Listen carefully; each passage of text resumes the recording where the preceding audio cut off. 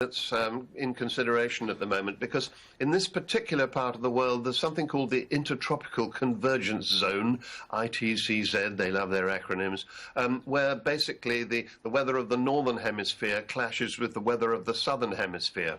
There is often very bad weather in these areas. I think it can be assumed that there probably was quite a lot of bad weather. That would tie in with the request of the aircraft to alter its flight path.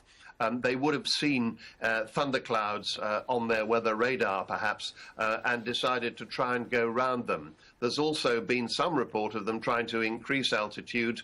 That's not confirmed, and it's very difficult to fly over those storms because these clouds can go up to more than 50,000 feet, which is higher than the aircraft could climb anyway.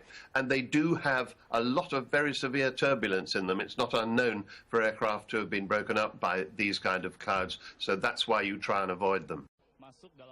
For relatives of those on board the AirAsia flight, a desperately anxious wait for news.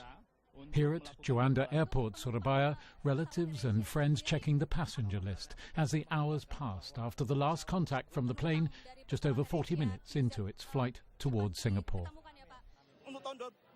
I hope for a miracle and may God save all of them, says Purnomo, a friend of two of the passengers. I should have gone with them, but I cancelled my flight 2 weeks ago. Said his friends were travelling with 5 family members. Before setting off, one of them called him and said, "See you in the new year." And then the bad news came. The AirAsia plane, an Airbus 320 similar to this one, had taken off from Surabaya at 22:30 GMT. Indonesian officials say that over the Java Sea, the pilot sought permission to change route and fly higher to avoid clouds. Nothing more was heard from the plane. We have deployed 2 aircraft from Indonesian Naval Aviation, one from Batam, MPA, Maritime Patrol Aircraft, and one from Juanda Air Base. So a major search operation has now been underway for several hours, but as yet, according to officials, there's no sign of any wreckage. And they caution that they're searching across a wide area of more than 100 nautical miles. All ships in the area have been informed of the missing aircraft, whose captain has substantial flying experience. The regional low-cost airline has never lost a plane before and has a good safety record. The Malaysian businessman who took over AirAsia in 2001, Tony Fernandez, has tweeted, "Thank you for all your thoughts and prayers. We must stay strong." Security at Singapore's Changi Airport is ensuring that no one gets inside that holding area over there, where currently the friends and families of those on board flight QZ8501 are being held. Media has been camped out here all day. There's huge interest in this ongoing investigation, as you can imagine, but airport authorities have told us that the families and friends of those on board the plane are being regularly briefed inside and nobody is allowed in.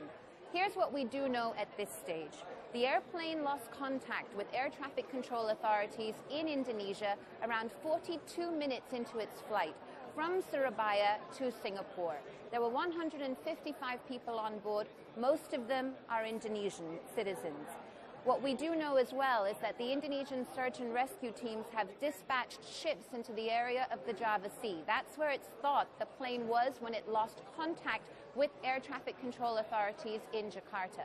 It's a vast expanse of ocean, some 320,000 kilometers. So it is a very difficult procedure and operation for the ships to go out there and conduct their search and rescue operations. It is an investigation that is likely to continue over the next few days. The chief executive of the airline AirAsia, Tony Fernandez, has tweeted, "On my way to Surabaya, where most of the passengers are from, as with my Indonesian management, providing information as we get it." He also said that his only thoughts were for the passengers and crew. Well, meanwhile, Singapore's Prime Minister Lee Hsien Loong tweeted that he has called the Indonesian President Joko Widodo to offer help in the search operation. He added, 2 RSAF C-130 search and locate aircraft are on standby. Our ministers will follow up.